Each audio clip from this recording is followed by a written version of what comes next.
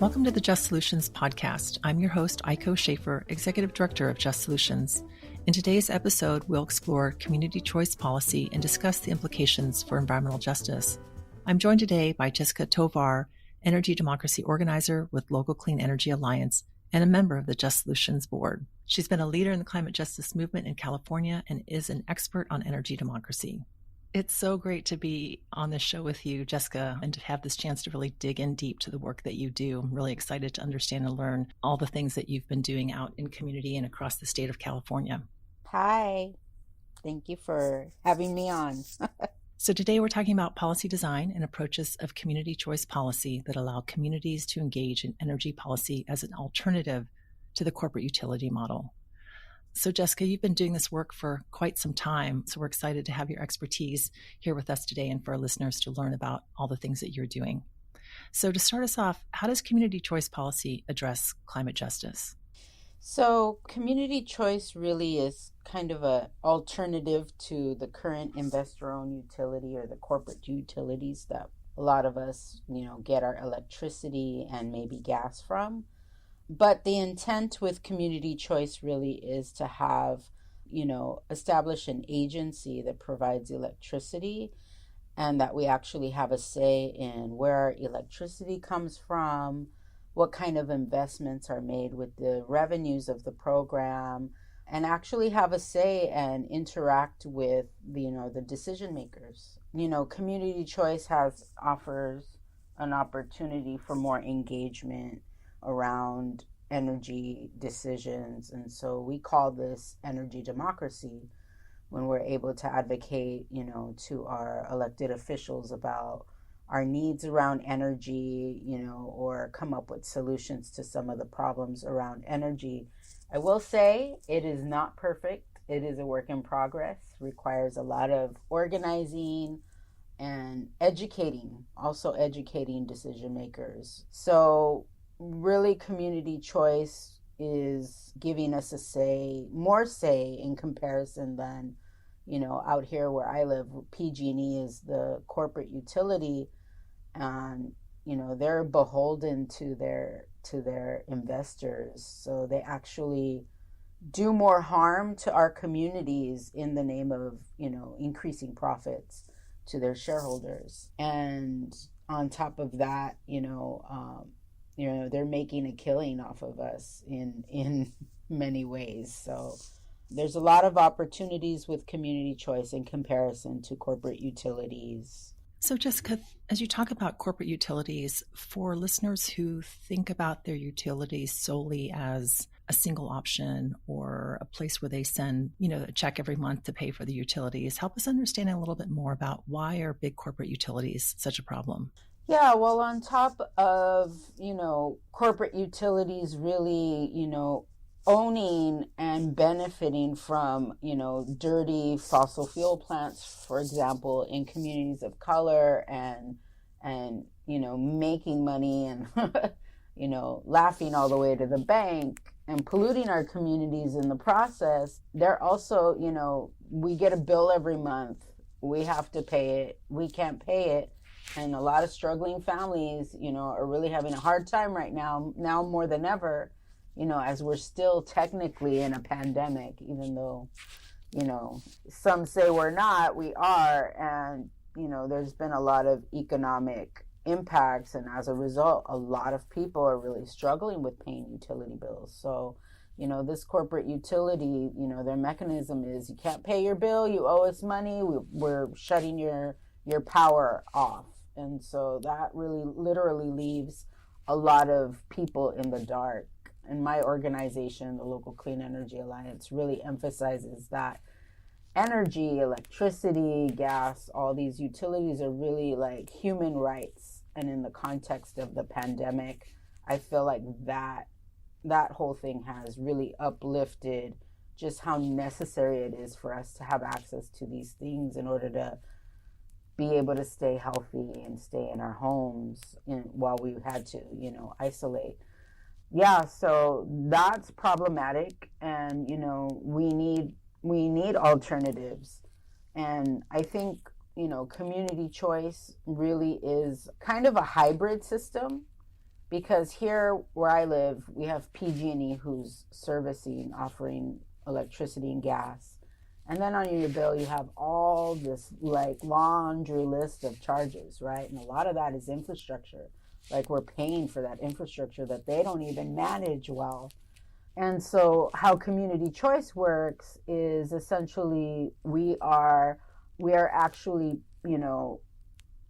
getting like the line item on our bill that's electricity, getting that now by a local energy agency, which is a community choice agency.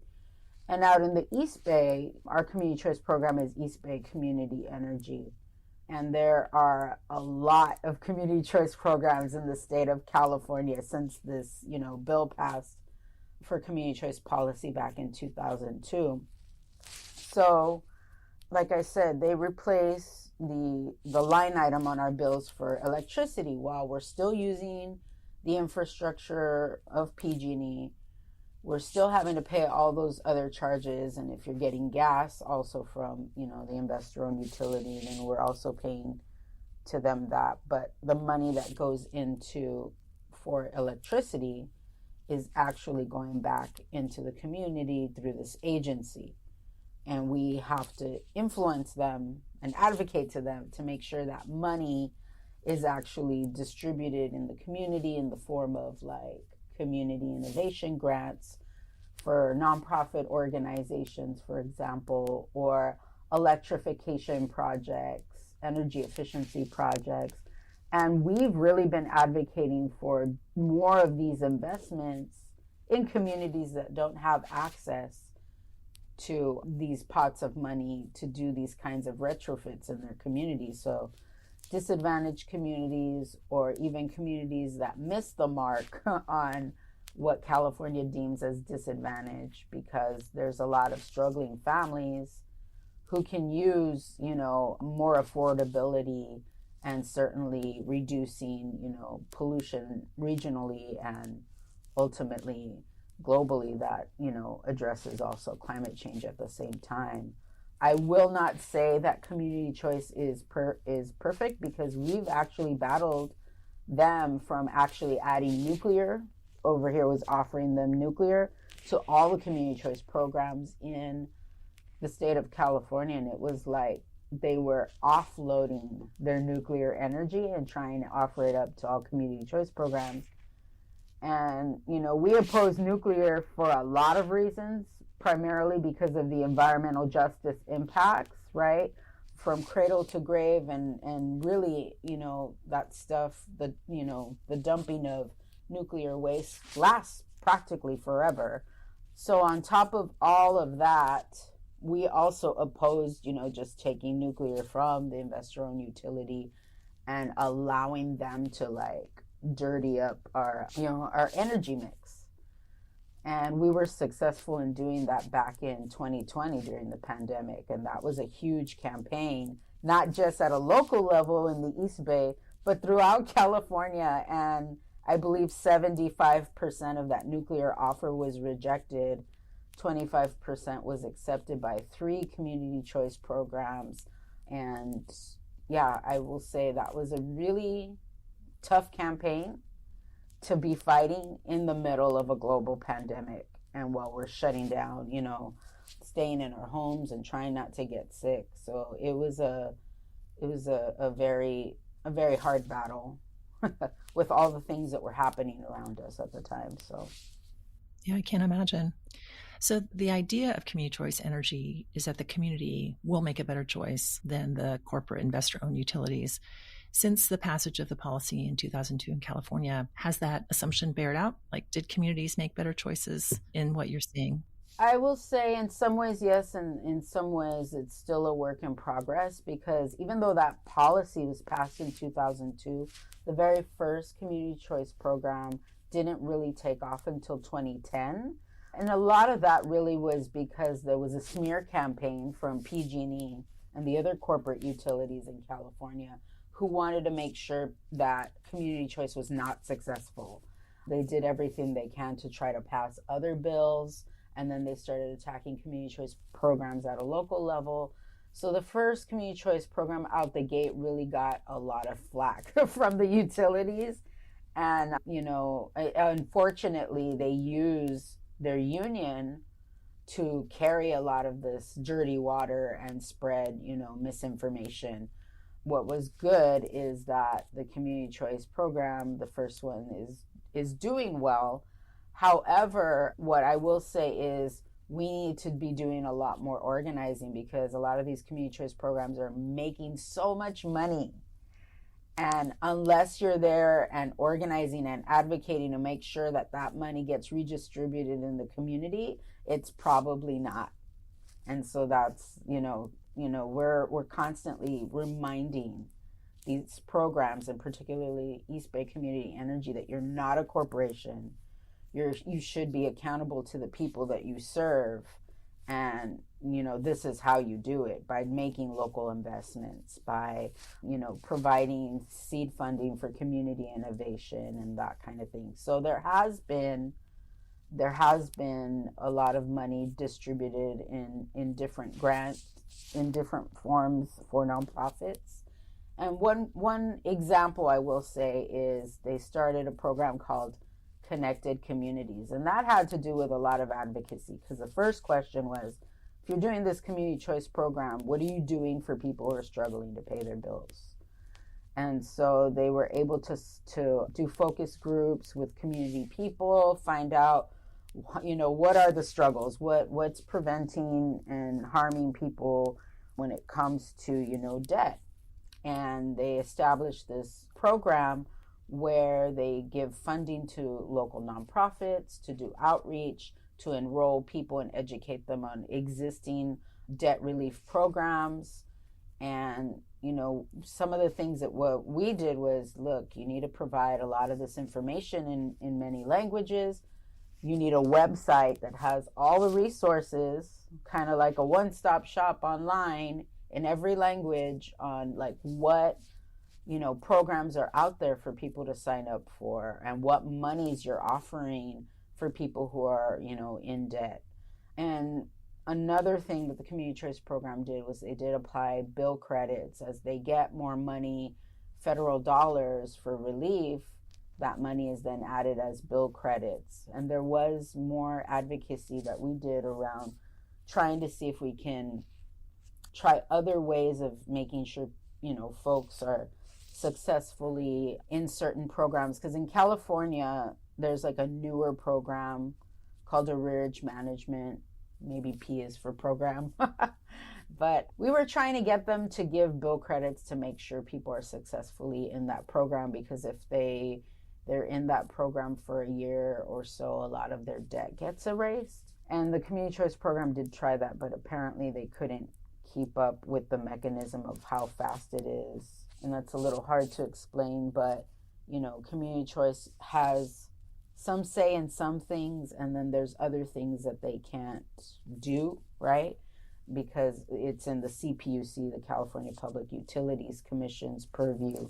And so, we're constantly trying to, defend community choice policy so that they have more, more leeway to help, people who are struggling with bills. So they did start that program, which is good. And then there's other pilot programs around electrification for low to moderate income homeowners. And that was one that we said, that's great and everything, but we need to start thinking about how we do these things for renters and people that don't have upfront capital and things like that. Offering more, incentives, do the on-bill financing, other mechanisms for financing, and specifically for people who don't have money. And Jessica, do you know the proportion in which in the state of California people are opting for community choice over PG&E? Is PG&E the only utility in the state of California? In the state of California, there's three. There's Southern California Edison and also San Diego Gas and Electric. Got it. So do you know the proportion to which customers are opting for community choice versus the bigger utility? Or maybe the better question is, are you seeing over time that people are gravitating towards the community choice options and understanding how making this change impacts climate change, their ability to pay bills, the other sort of objectives of this policy and program? So once a city or county or multiple cities and counties start a community choice program, what's good is they're automatically enrolled once a community choice program is established. So it's not like you get something in the mail that says, do you want to be part of community choice? Because if it were designed that way, it would never be successful. So once your city and county starts a community choice energy agency, you're automatically enrolled, and you have the option to opt out and go back to the corporate utility. But most people don't want to do that, and I would say you shouldn't do that, because the intent is to have something that's an alternative and where you have more say, and hopefully cleaner energy and other community benefits invested back into the community. So once you pay PG&E for energy, that money's out the door. It never comes back to you in any which way. So at least with community choice, it comes back to the local community. Makes sense. So can you share with us the policy design of community choice? Really, the way the policy works is it really enables the cities, counties, the local elected officials to decide if they want to start up a community choice program.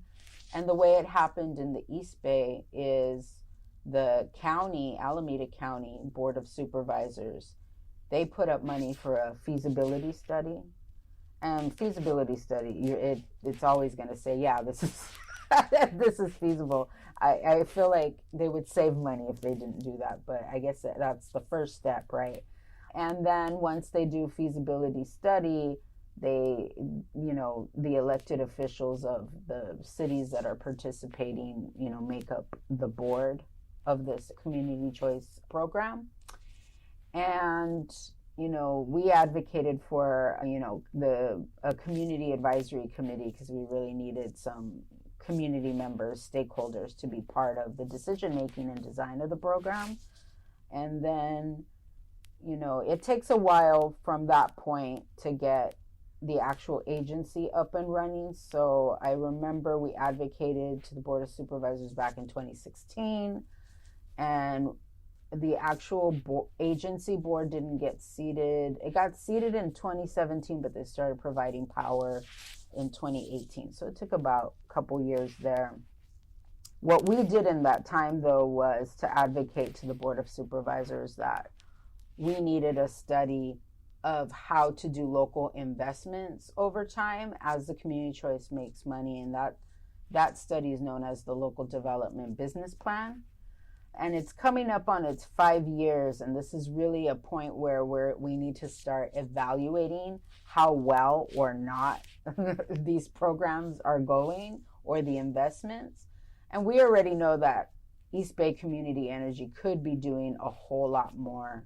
Really feel like our advocacy and our work around fighting nuclear that they wanted to take really badly really set a precedent for our relationship between our community choice program and the community. And so, we have to constantly show them, like, the whole, I'll put it this way. We're the ones putting the community in community choice and having to remind them that they serve us and that they're not a corporate utility and they shouldn't repeat the same patterns that a corporate utility does. So really organizing, I have to emphasize this really heavily, is organizing within community choice is necessary. And I think there's a misconception out there that once your community goes to community choice, like the work is done and you're going to let them, offer you whatever, clean energy that they market to you. But the reality is you have to be engaged. And Jessica, if you, looking at the policy design now, looking at how community choice has been implemented across the state, are there particular things that you would want to change in the policy, given what you've learned in the last 2 decades? Yeah, that's great. That's a really good question. If there were a way to really emphasize, like, again, going back to like community and community organizing, and we did a lot of research at the time, was like, how do we make sure, like, for example, when we were advocating to have community people have a stake in this, we were actually trying to get them to be on the board with the elected officials. But unfortunately, under California law, you have to be an elected official in order to be on a governing body of an agency. So that meant that the chair, who sits on the board with the rest of the elected officials, is ex officio, meaning they can advocate, they can make proposals, they just can't vote. It would be great to be able to just have community people on the boards with the elected officials and have them have an equal stake, but that didn't work out. And we did as much as we could within, the way the laws work in California. So that would have been something that we would have wanted to change. And I think that if there was another thing to change, having more accountability, having more mechanisms around accountability. And I think, a lot of that has to do with going back to metrics and how things are functioning. And I feel like right now the community choice program is like trying to like push us away, just as we're asking for, metrics around these things, because I feel like they don't want to be accountable to us, and they're, I'm constantly saying, y'all are making a lot of money because we pay you for electricity, and so you have to listen to us. And that's really what we have to do. And so when you were talking a moment ago about, asking the community choice programs to evaluate their progress to establish metrics, what kind of metrics are you thinking about? What are the ones that you're hoping? Yeah, the metrics really are around equity. Like, we need to measure, like, is this really reaching the people who have been shut out of the clean energy economy? And I can already see that there's still a lot more work that needs to be done. And going back to your last question, if I could change the policy, I would make sure that these community choice agencies could not procure harmful and dirty forms of energy, like nuclear, like peaker, gas-fired power plants, peaker plant energy, fossil fuel energy, because the whole point of community choice is to get cleaner energy, right?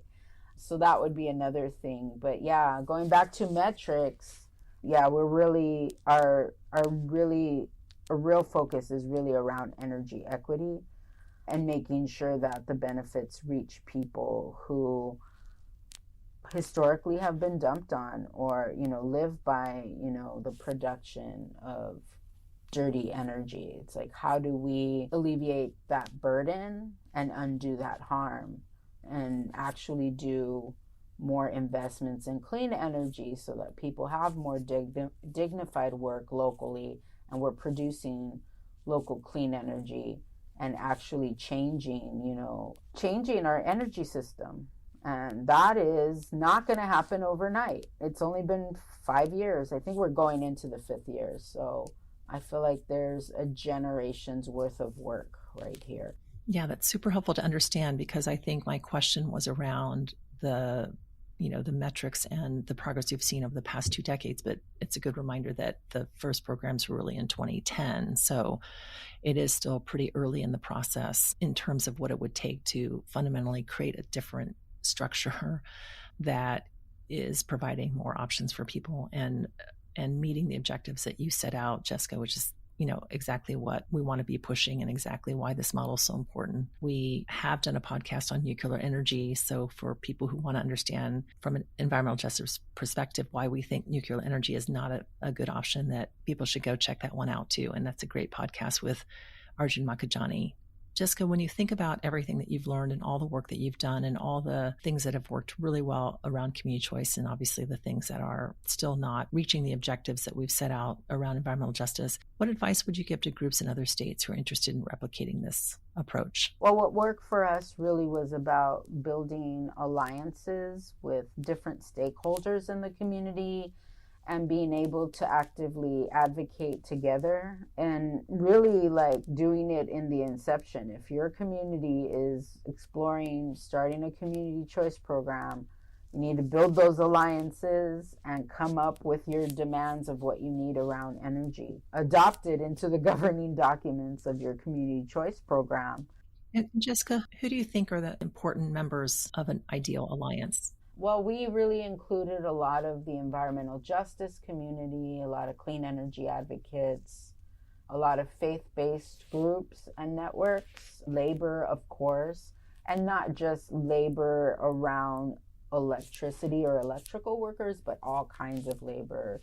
So like the service employees, for example, we had the California nurses and different types of labor and, other social justice groups, the housing advocates and groups, folks that are working on, community farms, just all kinds of community people, and being able to educate each other on how this could be an opportunity and to advocate together for these things that we want to see that are good in our community when it comes to local clean energy and the different types of retrofits to our old existing housing stock, like making our homes more efficient so we don't have to run our heaters for too long and have these crazy bills go up. So to be able to do that together with the different members of our community is very important.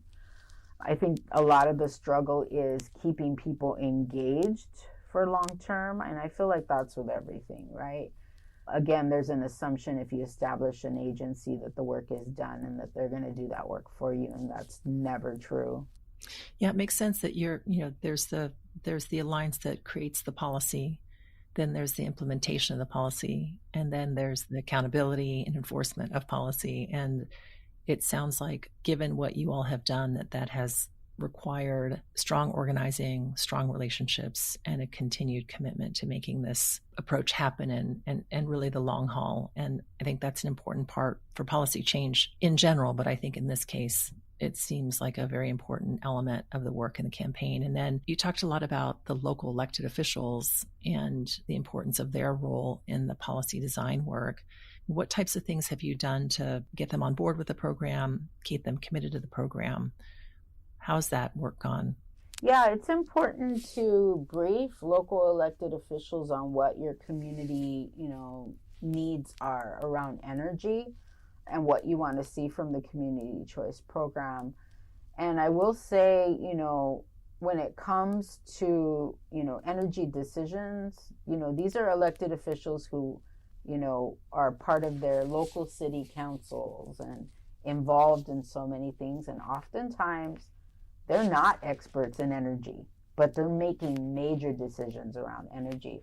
So it is important to build relationships with them and also educate them, because oftentimes they're making major decisions on something that's really wonky, and they need help understanding some of these things, and particularly like the needs of the community. The fact that we're trying to reach people who have a stake in energy, but have not been represented. A good example of that is the disabled community, right? It's like, myself, as somebody who lives with an invisible chronic illness, like I need to use the elevator, I need to use the escalator, I need to, I have a stake in energy to make sure that, I'm not bedridden as a result of exerting myself, right? And other people, in the context of like power shutoffs, we need to have like reliable backup sources of energy so that people, if they're reliant on oxygen, can keep their oxygen, mass, air flowing, for example. So, Right now we're really advocating for microgrids, to be able to like weather the many storms that we're in right now, because we're dealing with a lot of power shutoffs, either related to climate change or the investor-owned utility shutting off power. And, because they own the infrastructure, they own the grid. And we really need to build that energy resilience, right? One thing that the community choice program did do is they did offer deep discounted, medical batteries for folks who are on a medical baseline. And so usually that's somebody with a disability or some kind of health issue that requires some kind of device to be powered at all times in order for them to do their daily functions, or maybe even, just breathe, right? So it's a matter of life or death for people like that, right? Well, and it seems like the community choice program gives communities the ability to be more responsive to community needs and to be able to understand them more than a larger corporate entity like a PG&E or the other utilities in California. I'm wondering, given climate change, some of the controversy around PG&E and the wildfires and other controversies, given COVID and people really struggling with their utility bills, are you seeing an increase in interest in community choice programs? Actually, it's funny because I do see in this post-shutdown life, hybrid life that we're living right now, there's a lot of new organizations and new people in the energy equity sector. And a lot of them, I'm learning, don't understand community choice because it is so new. And everybody's paying attention to the Air District or the California Air Resources Board or all these big agencies who've been around for a long time. And I find myself, well, we need to be doing this work at a local level and advocating to our community choice program. And people are saying, okay, how does community choice work? And so that's the work that we're finding ourselves doing at this moment. It's like there's a movement now for energy democracy, and we need to kind of take a few steps back and kind of restart this fire of advocating for the solutions we need in our communities. A lot of what our thoughts have been is just really reaching people off the street. How do we talk to people off the street about energy equity, and really being intentional about not being wonky when we talk about these things, right?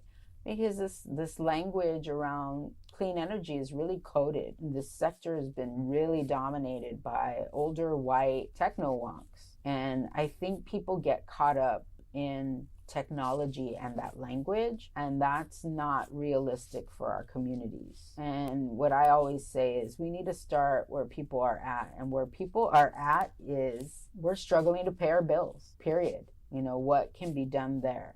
And then start that conversation. I do think that there is a lot more, I've been working on climate justice issues for 20 years. It's amazing to say that. Back then, people wouldn't listen.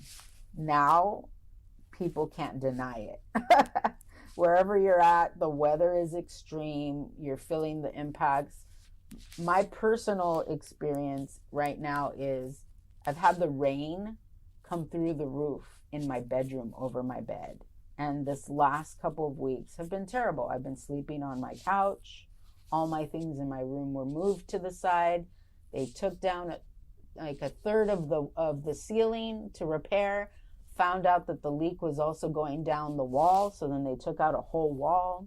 That is the result of climate change, right? Where we're seeing a lot of damage, literally, to buildings in our homes.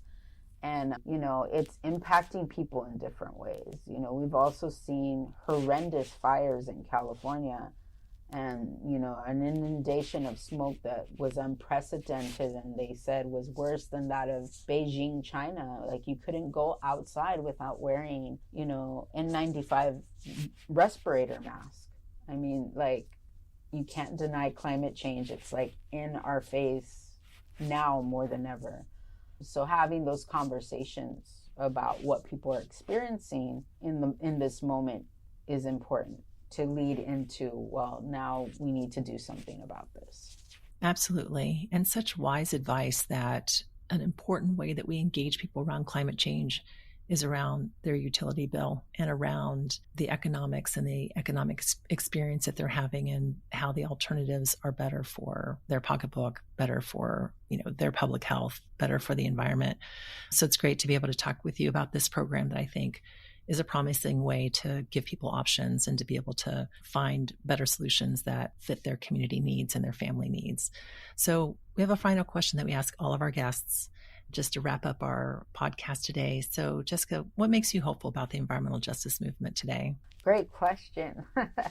Well, I do a lot of this work also with youth, with young people, and I really see that as an investment in the future. And I think about this one youth, Christy, who, when I met her, she must have been like 15. And so these last 2 years, she's learned a lot about not only environmental and climate justice, but microgrids, what islandable solar and storage could look like, in our communities to make sure we can keep the power on when the rest of the grid fails.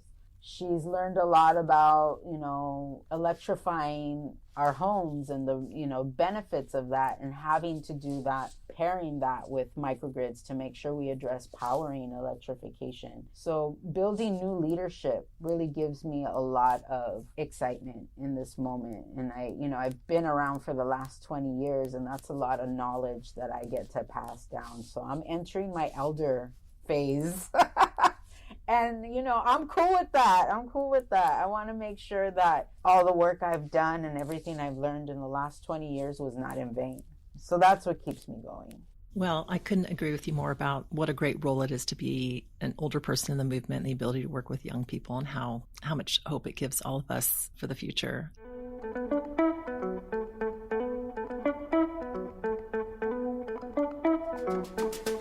Thanks to our listeners for joining us on the Just Solutions podcast. Special thanks to our producer, Tayler Ward, and our recording engineer and editor, Angel Bautista. If you'd like to know more about our work at Just Solutions, visit our website at justsolutionscollective.org. You can also follow us on Instagram, LinkedIn, Twitter, and Facebook for the latest updates. Together, we are driving community-created and equity-centered solutions to the climate crisis.